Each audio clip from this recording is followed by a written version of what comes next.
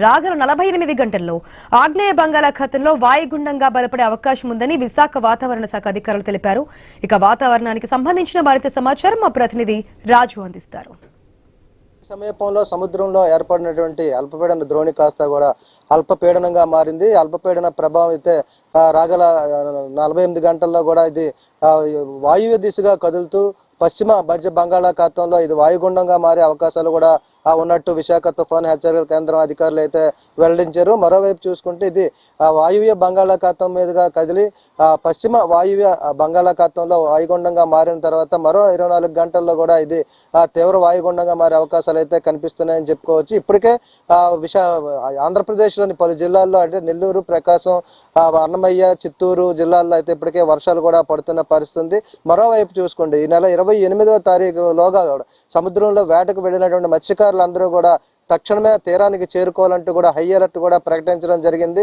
రాగల అంటే ఈ నెల 28వ తారీఖు వరకు కూడా చాలా అప్రమత్తంగా ఉండాలని చెప్పి సముద్రంలో కూడా ఎప్పుడు ఎటువైపు ఈ వాయుగుండం కదులుతుంది అనేది కూడా ప్రస్తుతం అయితే అంచనాలు వేస్తున్న నేపథ్యంలో ఇది వాయుగుండంగా మారిన తర్వాత ఎటువైపు పయనిస్తుంది అనేటువంటి ఒక అంచనాకైతే రావడం జరుగుతుందని చెప్పి విశాఖ వాతావరణ శాఖ అధికారులు అయితే తెలియజేస్తున్న నేపథ్యంలో ముందస్తు చర్యల్లో భాగంగా ఏపీ వైపు వచ్చే అవకాశాలు ఉన్న నేపథ్యంలోనే ఇక్కడ ఎలాంటి ప్రాణ నష్టం కూడా జరగకుండా కూడా సముద్రంలో ఇప్పటికే మత్స్యకారులకైతే హై అలర్ట్ అయితే జారీ చేయడం జరిగింది. మత్స్యకారులందరూ కూడా తక్షణమే కూడా ఏదైతే సముద్రంలో వేటకు వెళ్ళారో వాళ్ళందరూ కూడా తీరానికి చేరుకోవాలని చెప్పి అధికారులు అయితే సూచిస్తున్న పరిస్థితి కనిపిస్తుంది. ప్రస్తుతం ఏదైతే రాయలసీమ ప్రాంతంలో కూడా ప్రస్తుతం వర్షాలు పడే సీజన్ కాబట్టి ఇక్కడ చెదురుమదురుగా వర్షాలు పడుతున్నాయని చెప్పి వాతావరణ శాఖ అధికారులు తెలియజేస్తూనే రాగల 48 గంటల్లో కూడా ఏదైతే పశ్చిమ మధ్య బంగాళాఖాతంలో వాయుగుండం ఏర్పడుతుందో దాని ప్రభావంతో కూడా మరో 4 రోజుల్లో కూడా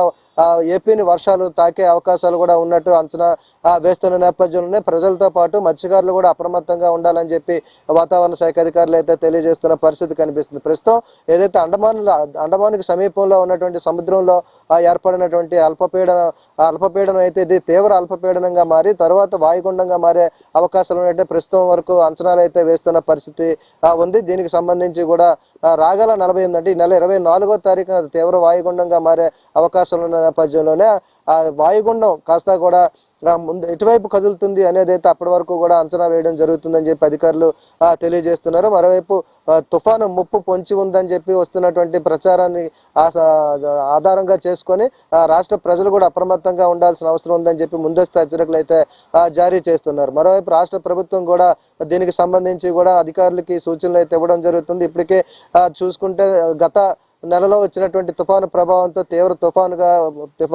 తుఫాను ప్రభావాన్ని అయితే చూసాము. ఆ ప్రభావంతో ఇప్పటికే జలాశయాలు, వాగులు, వంకలు కూడా అన్ని కూడా పూర్తిగా నిండుకుండలా ఉన్నాయని చెప్పుకోవచ్చు. మరోవైపు వరదలు కూడా వచ్చిన పరిస్థితి చూస్తాం. ఈదురు గాలులకి ఏదైతే తూర్పుగోదావరి జిల్లాలో ఏదైతే తీరం దాటిన తుఫాను ఉందో ఆ సమయంలో వచ్చినటువంటి ఈదురు గాలుల ప్రభావంతో అటు విజయవాడ వరకు కూడా చాలా తీవ్రమైనటువంటి నష్టాన్ని అయితే చవిచూసిన నేపథ్యంలో మళ్ళీ తుఫాను అనేసరికి ప్రజలు కూడా ఆందోళన చెందుతున్న నేపథ్యంలోనే ఇప్పుడు ఏదైతే అల్పపీడనం వాయుగుండంగా మారుతుందో వాయుగుండంగా మారిన ఆ తర్వాత ఇది ఎటువైపు దిశను మార్చుకుంటుంది, ఎటువైపు పయనిస్తుంది అనే విషయాలు కూడా చెప్తామని చెప్పి వాతావరణ శాఖ అధికారులు తెలియజేస్తున్నారు. దీనికి సంబంధించి ప్రస్తుతం అయితే అధికారులు కూడా అప్రమత్తంగా ఉండాలని చెప్పి రాష్ట్ర ప్రభుత్వం కూడా ముందస్తు చర్యలు చేపట్టాల్సిన అవసరం ఉందని చెప్పి విశాఖ వాతావరణ కేంద్ర అధికారులు అయితే తెలియజేస్తున్న పరిస్థితి కనిపిస్తుంది. వీడియో జర్నలిస్ట్ శివశంకర్తో రాజు, ఐ న్యూస్, విశాఖపట్నం. ఇవి bulletin updates. Keep watching I News. నమస్తే.